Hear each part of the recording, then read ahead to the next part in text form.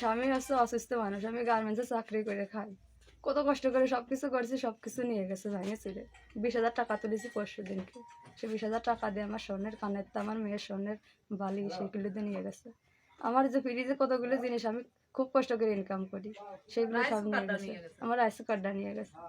তাহলে এতগুলো জিনিস আমার কষ্টের টাকার জিনিস না। প্রশাসনের কাছে সঠিক বিচার চাই, আমার বিচার করা লাগবে।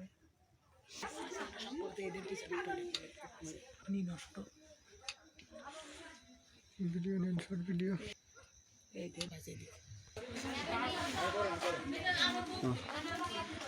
দেখি জানুন না কিছু না।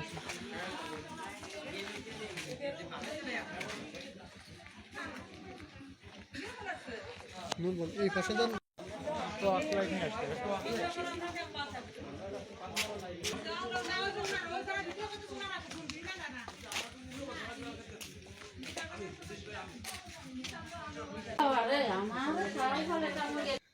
আমি দল পার্টি কিছু বুঝি না, মারামারি বুঝি না। আমি 16 বছর কুপাত হয়ে গেছে। তাহলে হলো হ্যাঁ, তাদের বাড়ি ঘর তো ভাঙুক, ঠিক না? আমারটা কেন ভাঙবে? আমি সার্জেন্ট শরীফ, আমি দীর্ঘ 26 বছর বাংলাদেশ সেনাবাহিনী চাকরি করেছি। আমি মারামারি গ্যাঞ্জাম কিছুই বুঝি না। আমি বাইরে ব্যবসা বাণিজ্য করি। তো আমি পরে সংবাদ পেলাম সন্ধ্যার সময় যে আমার বাড়িতে কারা এসে আমার বাড়িতে ভাঙচুর করেছে। তা আসলে আমরা নিরীহ মানুষ, আমরা সারা জীবন সরকারি চাকরি করেছি, তো আমরা দল করি না, আমরা নিরীহ, আমরা জামাত, আমলিগ, বিএমপি এগুলো কিছুই বুঝি না।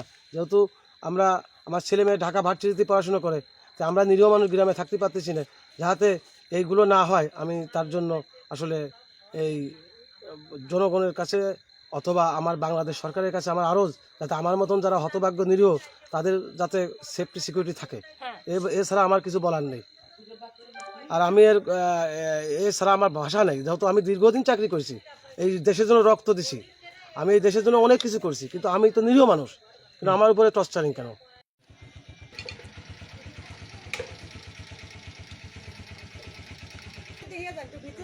আমতল গার্মেন্টসে কাজ করে, সে পরশুদিন 20,000 টাকা লোন করে নিয়ে আসে, কিন্তু তুলে নিয়ে আসে।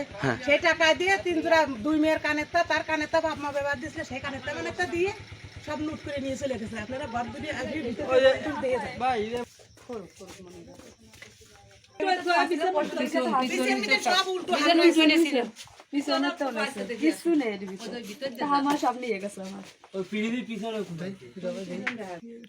সব ডয়ের ময়ের খালি হয়ে দেন।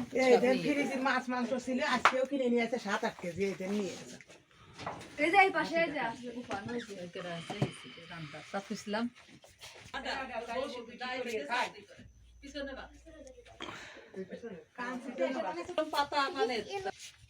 চাকরি করে স্বামীর আসুক।